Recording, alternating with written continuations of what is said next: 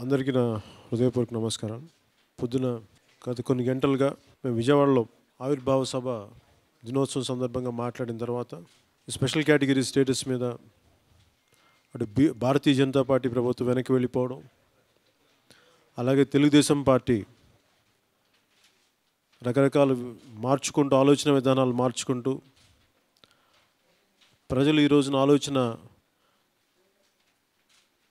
మారిన వెంటనే వాళ్ళు కూడా మారిపోయి మేము ఎప్పటి నుంచో మాట్లాడుతున్నాం అని చెప్పి రకరకాలుగా దాన్ని మాటలు మార్చిన విధానం, అలాగే వైఎస్ఆర్సీపీ పార్టీ దీని మీద బలమైన పోరాటం చేయలేకపోయింది. వీటన్నిటిని దృష్టిలో పెట్టుకొని మన సిపిఐ, సిపిఎం, జనసేన పార్టీ మేము ముగ్గురు కలిసి సమిష్టిగా దీని మీద ఒక బలమైన పోరాటం చేయాలని మొన్నే నిర్ణయించుకున్నాం.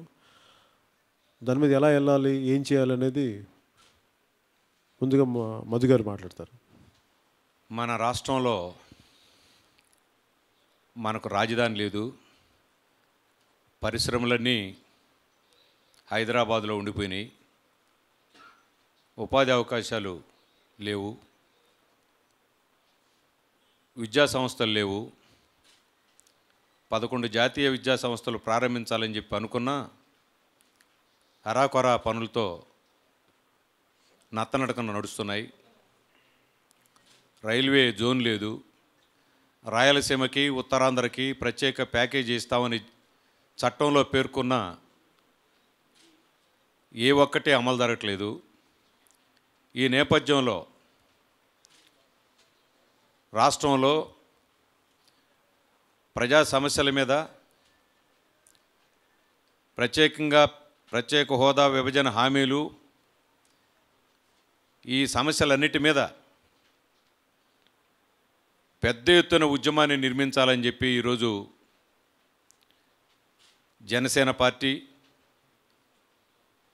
సిపిఐ, సిపిఎం ఈ 3 పార్టీలు కలిసి రాష్ట్ర వ్యాప్తంగా ఓ బలమైనటువంటి ఉద్యమాన్ని ప్రారంభించాలని, ఈ ఉద్యమం మేధావులు, మధ్యతరగతి ఉద్యోగస్తులు, ఇతర విద్యావంతులు వీరందరినీ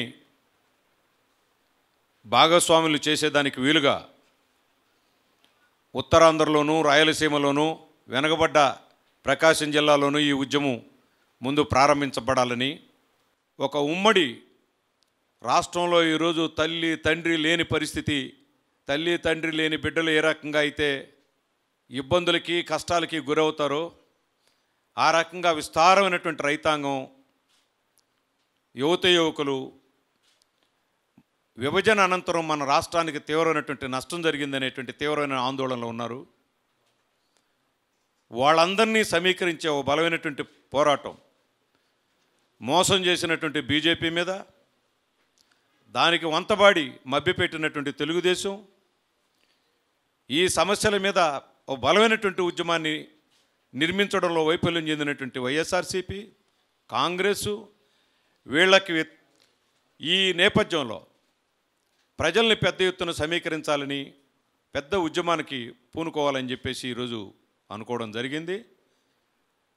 పవన్ కళ్యాణ్ గారు, రామకృష్ణ, సిపిఎం పక్షాన మేము ఒక్కొక్క పార్టీకి 4 చొప్పున ఈ సమావేశంలో పాల్గొన్నాం. ఈ సమావేశం ఉదయం నుంచి ఇప్పుడు దాకా జరిగింది. ఉమ్మడిగా ఈ పోరాటాన్ని రానున్న రోజుల్లో సాగించేదానికి పూనుకోవాలని చెప్పేసి ఆ రకంగా ప్రజానీకానికి ఈ సాగించేటువంటి పోరాటానికి అందరూ సహకరించాలని చెప్పేసి విజ్ఞప్తి చేస్తూ, మొదట రాయలసీమలో ఈ కార్యక్రమం ప్రారంభమవుద్ది. వరుసగా వెనకబడ్డ ప్రాంతాలన్నింటిలో కూడా జరుగుతుంది. వెనువెంటనే అన్ని జిల్లాల్లో కూడా ఈ కార్యక్రమం భారీ సభలు, సమావేశాలు ఇటు రూపంలో కేంద్ర ప్రభుత్వం మీద ఒత్తిడి తీసుకొచ్చి సాధించేదానికి, విభజన హామీలు సాధించేదానికి పూనుకుంటామని చెప్పేసి ఈ సందర్భంగా తెలియజేస్తున్నాం. మిత్రులందరికీ నమస్కారాలు. ఇవాళ రాష్ట్రంలో ఉన్న 5 కోట్ల మంది ఆంధ్రప్రదేశ్ ప్రజలు రాష్ట్రానికి అన్యాయం జరిగిందనే అంశం పైన వాళ్ళ ముక్తకంఠంతో నినదిస్తున్న కేంద్రంలో అధికారంలో ఉన్న నరేంద్ర మోడీ ప్రభుత్వం ఏమాత్రం కూడా ఖాతరు చేయడం లేదు. గత 4 ఏళ్లుగా ఎన్డీఏ ప్రభుత్వంలో భాగస్వామిగా ఉండి రాష్ట్రానికి అన్యాయం జరుగుతున్నా సరే వారితో లాలుచిపడి పైగా ప్రజల్ని నమ్మించడానికి ఒప్పించడానికి పదే పదే మాట మార్చిన తెలుగుదేశం పార్టీ నాయకుడు చంద్రబాబు నాయుడు గారు, ముఖ్యమంత్రి గారు ఇవాళ తానే కేంద్రంతో పోరాడుతున్నట్లుగా బ్రహ్మాండంగా డ్రామా నడిపిస్తూ ఉన్నారు. పైగా తనని ఎవరైనా విమర్శిస్తే ఈ రాష్ట్రాన్నే బలహీనపరిచినట్లు, కాబట్టి ఎవరు కూడా తనని విమర్శించకూడదు, తానే ఇవాళ మోడీతో మాట్లాడుతున్నాను, పోరాడుతున్నానని చెప్పి ఇవాళ కొత్త డ్రామాను రక్తి గట్టించడానికి ప్రయత్నాలు చేస్తూ ఉన్నారు. స్పష్టంగా చెప్తా ఉన్నాం, ఇవాళ నరేంద్ర మోడీ, అమిత్ షా, అదేవిధంగా అరుణ్ జైట్లీ ఏ రకంగా అయితే ఢిల్లీలో ఉండి రాష్ట్రానికి అన్యాయం చేశారో అదేవిధంగా ఇవాళ రాష్ట్రంలో ఉన్న అధికార ప్రతిపక్ష పార్టీలు రెండు కూడా మీరు నరేంద్ర మోడీకి వత్తాసు పలికారు. అవసరం ఉన్నా లేకపోయినా అన్ని ఎన్నికల్లో కూడా వారికి అండగా నిలిచారు. ఒక్క మాటలో చెప్పాలంటే నరేంద్ర మోడీతో మీరు లాలూచి పడడం వల్లనే ఈ రాష్ట్రానికి పూర్తిగా అన్యాయం జరిగింది. కాబట్టి స్పష్టంగా చెప్తా ఉన్నాం, రాష్ట్రానికి ప్రత్యేక హోదా ఇవ్వాలి, విభజన హామీలు నెరవేర్చాలి. అవి నెరవేరేంత వరకు కూడా ఈ పోరాటాన్ని కొనసాగిస్తాం. అదేవిధంగా ఇవాళ రాజకీయ పార్టీల వెంట ఉన్నవారే కాకుండా ఇతరులను కూడా కూడగట్టడానికి మేధావులతో కూడా సమావేశాలు ఏర్పాటు చేస్తూ ఉన్నాం. రేపు విజయవాడలో ఏప్రిల్ 4వ తేదీ నాడు మరోమారు మేమందరం కూడా సమావేశం అవుతూ ఉన్నాం. ఆ రోజు తేదీలు కూడా ప్రకటిస్తాం. ముందుగా అనంతపురంలో మొట్టమొదటి సమావేశం ఏప్రిల్ నెలలో జరుగుతుంది. ఆ తర్వాత విశాఖపట్నంలో, ప్రకాశం జిల్లా ఒంగోలులో కూడా ఈ అంశాలన్నిటిపైన చర్చించి పోరాటాన్ని ముందుకు తీసుకోవడానికి మేధావులందరూ కూడా ఆహ్వానిస్తూ ఉన్నాం. మేము ఇవాళ ఈ అంశాలపైన ముందుకు పోవడమే కాకుండా రాబోయే రోజుల్లో ఖచ్చితంగా ఇవాళ రాష్ట్ర ప్రజలు ఏదైతే కోరుకుంటా ఉన్నారో, ఒక ప్రజా రాజకీయాలు కావాలని కోరుకుంటా ఉన్నారు, ప్రజలకు అండగా నిలబడే రాజకీయాలు కావాలనుకుంటా ఉన్నారు. కానీ ఇవాళ రాష్ట్రంలో ఏం జరుగుతూ ఉంది? డబ్బు చుట్టూ రాజకీయం నడుస్తూ ఉంది, అవినీతి రాజకీయాలు నడుస్తూ ఉన్నాయి, ఫిరాయింపు రాజకీయాలు నడుస్తూ ఉన్నాయి, రాజకీయాలను భ్రష్టు పట్టిస్తూ ఉన్నారు. కాబట్టి ఖచ్చితంగా వీటికి ఫుల్ స్టాప్ పెట్టాలి. కొత్త రాజకీయం ప్రజలు కోరుతూ ఉన్నారు. ఇవాళ యువతరం, నవతరం కొత్త రాజకీయాలు కావాలి, రాష్ట్రానికి ఒక ప్రజా సమస్యల పరిష్కారమైన వేదిక కావాలని కోరుకుంటా ఉన్నారు. ఆ వేదికను ఏర్పాటు చేయడానికే ఉభయ కమ్యూనిస్ట్ పార్టీలు జనసేన పార్టీతో కూడా చేతులు కలిపాయి. ఇవాళ స్పష్టంగా చెప్తా ఉన్నాం, ప్రజల అజెండాను ముందుకు తెస్తాం. ప్రజలు ఏదైతే రైతులు ఏం కోరుకుంటున్నారు, సాధారణ ప్రజలు ఏం కోరుకుంటా ఉన్నారు, నిరుద్యోగ యువత ఏం కోరుకుంటుంది, ఈ అన్ని అంశాలపైన కూడా మేము రాబోయే రోజుల్లో ఒక ప్రధానమైన అజెండా, పీపుల్స్ అజెండాను ప్రజల ముందుకు తీసుకురావడానికే మేము ఇవాళ సుదీర్ఘంగా చర్చించడం జరిగింది. ఇవాళ చాలా సఫలీకృతంగా మా సమావేశం జరిగింది. రాబోయే రోజుల్లో 5 కోట్ల మంది ఆంధ్రప్రదేశ్ ప్రజలందరూ కూడా మా వైపు చూసేటట్లుగా ఖచ్చితంగా ఈ విధానాలు ముందుకు తీసుకుపోతాం. నరేంద్ర మోడీ వారి అబ్బ సొత్తు కాదు ఇది. ఇవాళ పార్లమెంట్లోనే చేసిన చట్టాలకే దిక్కు లేకుండా పోతే పార్లమెంటరీ ప్రజాస్వామ్యం పైన కూడా ప్రజలకు నమ్మకం లేకుండా పోతుంది. స్పష్టంగా చెప్తా ఉన్నాం, రేపు 27వ తేదీ నాడు రాష్ట్ర వ్యాప్తంగా ఇవాళ కలిసి వచ్చే వారందరితో అంబేద్కర్ విగ్రహాల ముందు ప్రజాస్వామ్య పరిరక్షణ దినాన్ని కూడా పాటిస్తూ ఉన్నాం. అదేవిధంగా 28వ తేదీ నాడు విద్యార్థి యువజన సంఘాలందరినీ కలిపి జాయింట్ యాక్షన్ కమిటీ కూడా ఏర్పాటు చేస్తూ ఉన్నాం. హోదా సాధించేంత వరకు, విభజన హామీలు అమలయ్యేంత వరకు ఖచ్చితంగా మా పోరాటం కొనసాగుతుంది. సాధించి తీరుతాం. ఖచ్చితంగా గెలిచేంత వరకు కూడా పోరాడి సాధిస్తాం. అంతవరకు కూడా అందరు కూడా కలిసి రావాలని ఈ సందర్భంగా విజ్ఞప్తి చేస్తూ ఉన్నాం. ఒకటి, మేము మొన్న కూడా నేను దీనికి సమాధానం చెప్పబోయే ముందు ఈ నో కాన్ఫిడెన్స్ మోషన్కి మీరు భారతీయ జనతా పార్టీతో మాట్లాడాలి, అమిత్ షాతో మాట్లాడాలి మొన్న ఈ మధ్యన అన్నారు. అమిత్ షా గారిని జనసేన పార్టీ, సిపిఐ సిపిఎం కానీ ఇందాక మేము వచ్చినప్పుడు అనుకున్నప్పుడు కూడా వారు ఒక party president, he is not government of India. ఆయన భారతదేశ ప్రభుత్వ ప్రతినిధి కాదు, దానికి ఆయన సంబంధం లేదు. ఒక పార్టీ అధ్యక్షులు ఆంధ్రప్రదేశ్ అభివృద్ధి గురించి ఎలా మాట్లాడగలరు? దానిని ఏ ప్రమాణంలో తీసుకోవాలి, దాన్ని ఏ ప్రామాణికత మీద? అందుకని దాన్ని అంచనాలోకి తీసుకోవాల్సిన అవసరం లేదు. ఇఫ్ ఇట్ ఈస్ ఫ్రమ్ భారతదేశం ప్రభుత్వం నుంచి కానీ వస్తే లిఖితపూర్వకంగా దాని మీద మేము స్పందిస్తాం. కానీ దీని మీద స్పందించడానికి ఏ విధమైన హోదాలో ఆయన మాట్లాడారు, అది అలా ఏ విధంగా చూడాలనేది నాకు అది సరైనది కాదనిపిస్తుంది. అందుకని ఈ లిఖితపూర్వకమైనది భారతదేశ ప్రభుత్వం ప్రతినిధుల నుంచి, పిఎంఓ ఆఫీస్ నుంచి కానీ మిగతా వాళ్ళ నుంచి కానీ వస్తే then that is the right thing to do.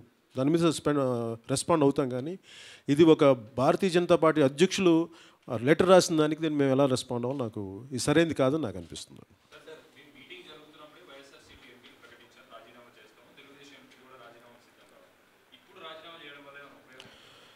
అసలు వీళ్ళిద్దరూ చేసిన తప్పు ఏంటంటే, మేము మొదటి రోజు నుంచి మన సిపిఐ కానీ సిపిఎం కానీ మిగతా ప్రజా సంఘాలు కానీ జనసేన కూడా మొదటి 100 రోజులు మాట్లాడలేదు. ఎందుకంటే 100 days మాకు ఉండదు. తర్వాత ఏమన్నారు, ఇంకేదైనా మాట్లాడదాం కొంచెం లోపల అడిగినప్పుడు ఏమంటారు, మొదటి సంవత్సరం బడ్జెట్ రానివ్వండి, ఫస్ట్ ఇయర్ బడ్జెట్ తర్వాత మాట్లాడదాం అన్నారు. అది ఒక 6 నెలలు అయిన తర్వాత ఇంకొంచెం అయిన తర్వాత 2016లో మేము మిగతా స్టార్ట్ చేసినప్పుడు మేము పెద్ద స్థాయిలో జనసేన పార్టీ కూడా ముందుకు వచ్చింది. ఆ రోజున మాట్లాడినప్పుడు అసలు స్పెషల్ కేటగిరీ స్టేటస్ అవసరం లేదు, అదేమన్నా దిగి వచ్చిందా అని చెప్పి రకరకాలుగా తెలుగుదేశం పార్టీ కానీ మాట్లాడారు. అలాగే వైఎస్ఆర్సీపీ నాయకులు కూడా దాని మీద స్పందన లేదు. ఏదో ఒక నామకే వాస్తే ఇది చేశారేమో కానీ చిత్తశుద్ధిగా అయితే చేసినట్టుగా మాకెవరికీ అనిపించలేదు. అలాగే ఈ రోజున రకరకాల వెర్షన్స్ మార్చారు. మేము తిరుపతి సభలో మాట్లాడినప్పుడు ఇదే స్పెషల్ కేటగిరీ స్టేటస్ ఎందుకు ఇవ్వలేదు ఆ రోజు బలంగా మాట్లాడినప్పుడు, ఆ రోజు రాత్రి స్పెషల్ ప్యాకేజ్ అనేది ఒకటి అనౌన్స్ చేశారు. దానికి మళ్ళీ మేము కాకినాడ సభ పెట్టినప్పుడు మళ్ళీ దానికి స్పెషల్ ప్యాకేజ్ ఇట్లా ఇన్ని లక్షలు ఇన్ని కోట్లు ఇస్తామని చెప్పారు. మళ్ళీ దానికి చట్టబద్ధత లేదని చెప్పి మళ్ళీ మేము అనంతపూర్లో మాట్లాడినప్పుడు దానికి చట్టబద్ధత కల్పిస్తామని చెప్పారు. ఈ రోజున ప్రతిసారి compromising nature of Telugu Desam party నిజంగా ప్రజల్ని చాలా తీవ్రమైన నష్టం గురి చేసింది. అన్నిటికంటే స్పెషల్ కేటగిరీ స్టేటస్ కానీ ఈ విభజన హామీలు కానీ ఎవరికి నష్టం కలిగిస్తుంటే ప్రతి వ్యక్తికి ఉద్యోగ అవకాశాలు లేవు. ఈరోజు దారుణమైన విషయం ఏంటంటే ఉత్తరాంధ్ర కానీ రాయలసీమ ప్రాంతం కానీ ప్రకాశం జిల్లా కానీ మిగతా ప్రాంతాల్లో సరైన విద్య లేదు, సరైన వ్యవసాయ విధానాలు లేవు, రైతులు గిట్టుబాటు ధర లేదు, అలాగే సరైన వైద్యం లేదు. ఇన్ని సౌకర్యాలు బేసిక్ అమ్యూనిటీస్ కల్పించాల్సిన మౌలిక వసతులు కల్పించాల్సిన పరిస్థితిలో కూడా రాష్ట్ర ప్రభుత్వం లేదు. రాష్ట్ర ప్రభుత్వం చేసే తప్పు ఏంటంటే ఆల్రెడీ నిధులు కొరత ఉన్నప్పుడు కొన్ని వేల కోట్లు ఈ కుంభమేళ లాంటి పుష్కరాలు లాంటిది ఈ పుష్కరాల మీద ఖర్చు పెట్టేశారు. ఒకవైపు ఏమో మనకు ఉత్తరాంధ్రలో బిడ్డలు చనిపోతూ ఉన్నారు. పుట్టిన ప్రతి 1000 మంది బిడ్డల్లో 50 మంది సంవత్సరంలోపు చనిపోతున్నారు. ఇలాంటి వాటికి ఇంపార్టెన్స్ ఇవ్వాల్సింది, వాటికి ప్రాముఖ్యత ఇవ్వాల్సింది ప్రభుత్వం ఏం చేసిందంటే ఈ రోజున వీటికి ఈ పుష్కరాల ఉన్న అసలు నిధులు కొడుతున్నప్పుడు ఇష్టారాజ్యంగా ఖర్చు పెట్టేశారు. దీని మీద అడిగే వాళ్ళు ఎవరు లేరు. ఏదైనా అడుగుదాం అనుకుంటే మాకు సరైన సమాధానం కానీ సరైన స్పందన కానీ ప్రభుత్వం నుంచి ఉండదు. పోనీ ఈ బడ్జెట్ మన క్యాపిటల్ విషయంలో కూడా ఇది ఇన్క్లూజివ్ క్యాపిటల్ కాదు, ఇది ఎక్స్క్లూజివ్గా కొద్ది మంది కోసమే, లేదంటే తెలుగుదేశం పార్టీ ఎఫిలియేటెడ్ క్యాపిటల్లా ఉంది తప్ప ఉత్తరాంధ్ర నుంచి వచ్చే అక్కడ ప్రజలకి ఇక్కడ క్యాపిటల్లో రావాలంటే ఎలా స్థిరపడతారు, ఇక్కడ రాయలసీమ ప్రాంతం వాసులు రావాలంటే ఇక్కడ ఎలా స్థిరపడతారు? అలాగ ప్రతి జిల్లాల నుంచి అన్ని వర్గాల నుంచి అమరావతిలో స్థిరపడాలంటే ఏమైనా ఇయర్ మార్క్ చేశారా? 33,000 ఎకరాలు పెట్టారు. ఈ 33,000 ఎకరాల్లో 2,000-3,000 ఎకరాలు ఒక్కొక్క ప్రాంతానికి కానీ ఒక్కొక్క జిల్లాకి కానీ ఇంత ఇయర్ మార్క్ చేసాం. అక్కడ ఛాంబర్ ఆఫ్ కామర్స్కి బిజినెస్లు పెట్టుకోవాలంటే ఇలాంటివన్నీ చేసి అసలు ఇలాంటి ఇన్క్లూజివ్ క్యాపిటల్ కాదు. ఇలాగా ప్రతి అంశంలోనూ తెలుగుదేశం పార్టీ చాలా బలమైన వైఫల్యాన్ని చూపిస్తూ వచ్చింది. అలాగే ప్రతిసారి భారతీయ జనతా పార్టీని వెనకేసుకు రావడం తప్ప వాళ్ళు ముందుకు తీసుకెళ్ళట్లేదు ఇప్పుడు దాకా. ఈ అంశంలో మేము ఖచ్చితంగా దీన్ని ఇప్పటికి వాళ్ళు రాజీనామాలు చేసినా చేయకపోయినా ప్రజలకు నష్టం అయితే జరిగిపోయింది. ఇన్నిసార్లు మాట మార్చిన వాళ్ళు, ఇంతకాలం నిలబడలేని వాళ్ళు రేపొద్దున న్యాయం చేస్తారని ఖచ్చితంగా ప్రజలకు నమ్మకం లేదు, మాకైతే అసలు నమ్మకం లేదు.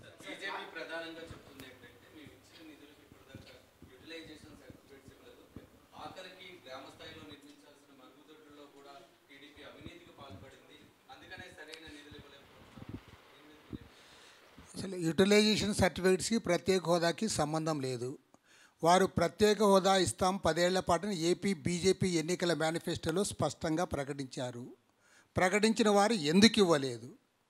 కాబట్టి నైతిక విలువలు ఏమాత్రం ఉన్నా వారు మాట్లాడేకే లేదు. రెండోది, అవినీతి జరిగిందంటా ఉన్నారు. అవినీతి జరిగింటే చర్య తీసుకోవడానికి ఎవడు అడ్డం వచ్చాడు? చేతగాని దద్దమ్మలా మీరేమైనా? చట్టాలు లేవా?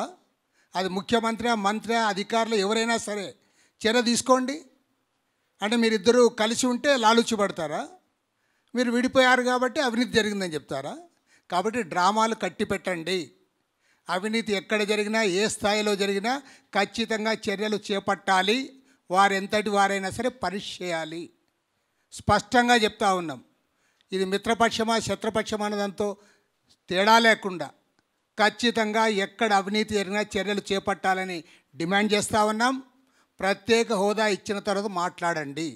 అంతేగాని హోదా ఇవ్వమని కోరితే యూటిలైజేషన్ సర్టిఫికేట్ రాలేదని చెప్తా ఉన్నారంటే ఇంతకంటే మోసం ఇంకోటి లేనే లేదు.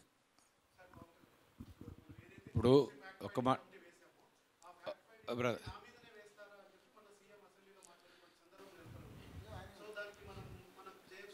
ఇప్పుడు మళ్ళీ చెప్పండి. అంటే ఒకటేనంటే no one is above the law. No one is, ఎవరు చట్టానికి అతీతులు కాదు. అది మటు ప్రతి ఒక్కరు అర్థం చేసుకోవాలి. ఈ దేశంలో సామాన్య పౌరుడు ఎంత చట్టానికి లోబడి ఉండాలో, అత్యంత ఉన్నతమైన పరిస్థితుల్లో పొజిషన్లో ఉన్న ఏ వ్యక్తి అయినా కావచ్చు, ఎంత ఉన్నతమైన పదవిలో ఉండొచ్చు, కానీ వాళ్ళ రాజ్యాంగానికి చట్టానికి అతీతులైతే కాదు. ఇది ఖచ్చితంగా మాకు అన్యాయం జరుగుతుంది, ఇక్కడ సరైన సమాధానాలు లేవు, దీని గురించి మేము ఖచ్చితంగా మాట్లాడతాం. అంతేగాని ఒకళ్ళకి భయపడో ఇంకో దానికి బెదిరో మేము అట్లా లేదు. తప్పున్నది తప్పుని మేము మాట్లాడతాం అంతే.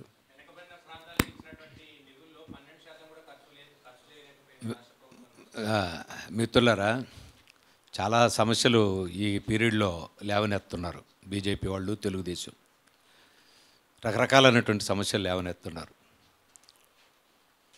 మేము మనవి చేసేది ఏంటంటే, కనీసమైనటువంటి కర్తవ్యం కూడా వీళ్ళు నిర్వహించలేదు, బీజేపీ కానీ తెలుగుదేశం కానీ. ఉదాహరణకి ఎక్కువ విషయాలు అక్కర్లా, 11 జాతీయ విద్యా సంస్థలు ప్రారంభించాలని చెప్పి నిర్ణయించారు, చట్టంలో చెప్పారు.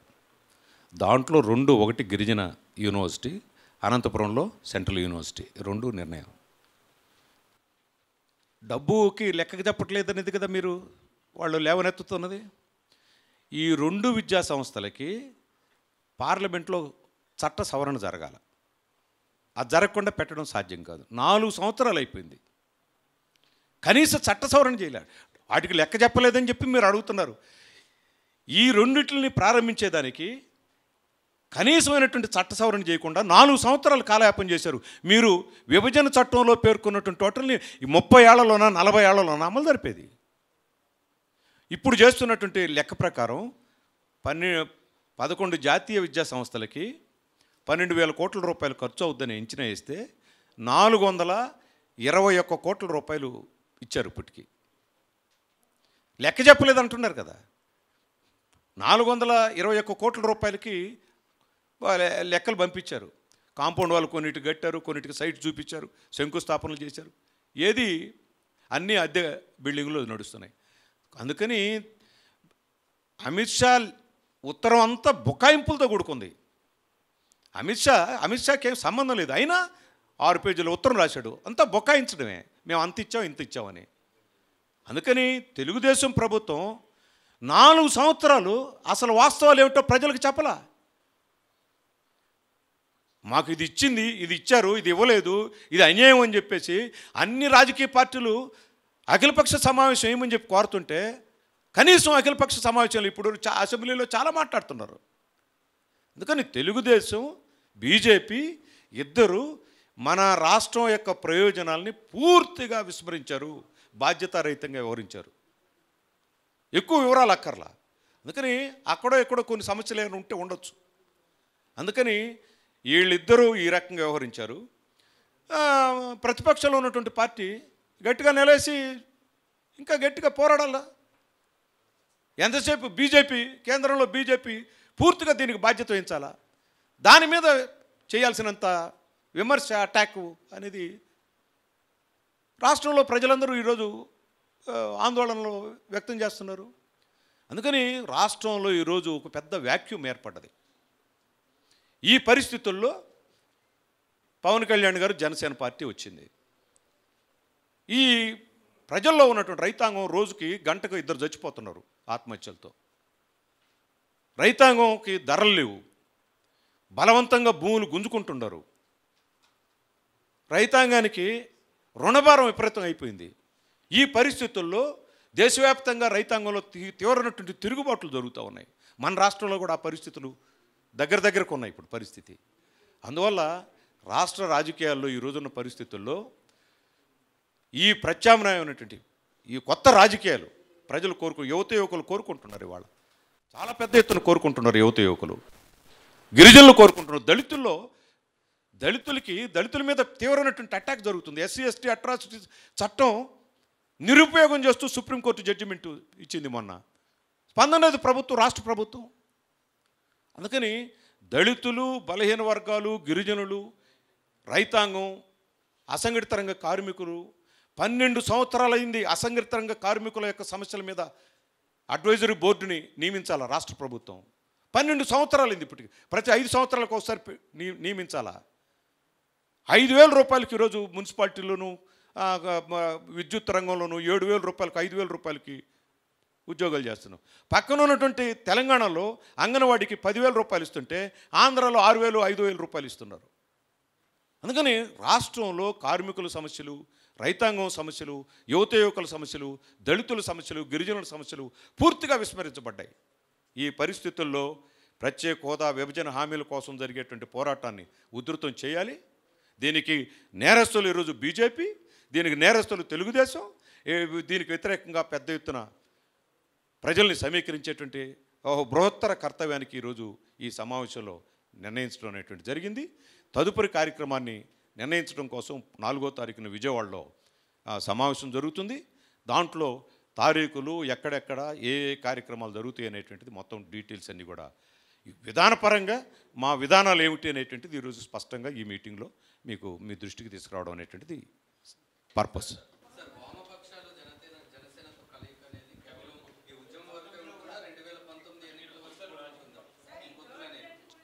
చివరిదాకా ఉంటాయి.